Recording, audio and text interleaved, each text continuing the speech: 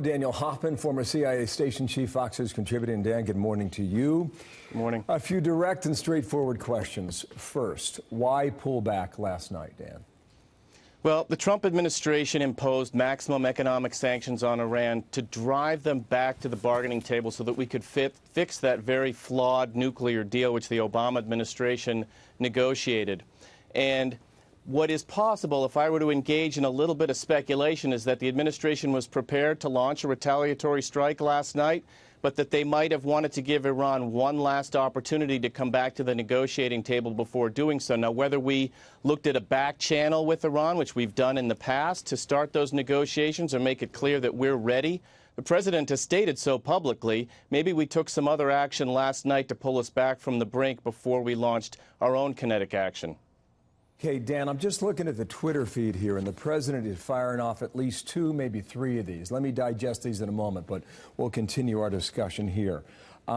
If the future possibility for a strike has not been ruled out, which I think you would agree with, what could or what would be the targets, do you believe?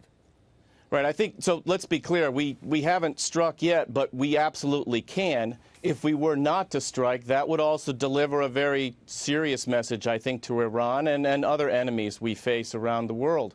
As far as the strike that we might be looking at targets, missile sites, radar batteries, which Iran's IRGC, their Revolutionary Guard Corps, which launched the attack on our RQ-4 drone, we would hit those sites as a proportional response. I think that would probably make the most sense. Okay. It doesn't mean that Iran wouldn't themselves then retaliate, but that would be a flexible, proportional response. I'm going to read 4 tweets in a moment here, but just one more question on this. If we don't hit back, how does Iran take that? How do they react? Well, Iran has been gradually escalating their nuclear blackmail threats. Remember, on May 8th, they threatened to enrich uranium to weapons-grade levels if they didn't receive sanctions relief in 2 months. That deadline is July 8th. And as we all know, they've been launching kinetic attacks in the Persian Gulf. And so I would expect Iran to continue to launch increasingly escalatory attacks if we don't respond. That's the risk that we would run. But again, we don't want to draw ourselves and Iran into a war that neither of us wants. Dan, here it is in real time from the West Wing, okay? There's 4 tweets here. I'll read them off the air. President Obama made a desperate and terrible deal with Iran, gave them $150 billion plus $1.8 billion in cash. Iran was in big trouble, and he bailed them out, gave them a free path to nuclear weapons, and soon, instead of saying thank you, Iran yelled death to America. I terminated a deal which was not even ratified by Congress and imposed strong sanctions. They are a much weakened nation today than at the beginning of my presidency when they were causing major problems throughout the Middle East. Now they are bust. On Monday, they shot down an unmanned drone flying in international waters. We were cocked and loaded to retaliate last night on 3 different sites when I asked, how many will die? 150 people, sir, was the answer from a general. 10 minutes before the strike, I stopped it, not proportionate to shooting down an unmanned drone. I am in no hurry. Our military is rebuilt, new and ready to go, by far the best in the world. Sanctions are biting and more added last night. Iran can never have nuclear weapons, never in all caps, not against the USA and not against the world. That from the president 1 moment ago. Dan, you react now to the clear position that this administration wants to prevent Iran from going nuclear.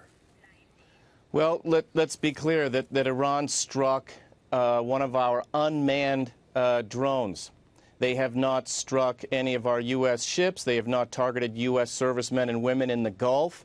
And so the president felt like if he were to take an action which caused Iranian deaths, then we would be further escalating this engagement with Iran and drawing the risk of a war that, again, neither country wants. For Iran, let's make it clear, if they were to launch an all-out war, that would be regime suicide. I do believe the undercurrent in what the president is saying is there's an off-ramp here, but time's wasting. Iran can come back to the negotiating table. We can fix that flawed nuclear deal with the sunset clauses, Iran's sponsor of terrorism, as well as their ballistic missile capability. But again, I think time's running out. I think the president has made that clear.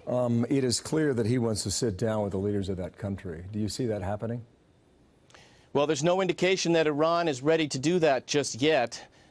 They've certainly had every opportunity to do it. The sanctions are crippling their economy and causing them to make some decisions about where to put their money, whether to invest it internally, domestically, or to pay for their proxy militias like Lebanese Hezbollah and the Houthis in Yemen, not to mention proxy militias in Iraq. So this is a challenge for Iran. They don't quite seem to have reached the tipping point, however, where they're ready to negotiate with the U.S., and that's why where we're at right now is so dangerous.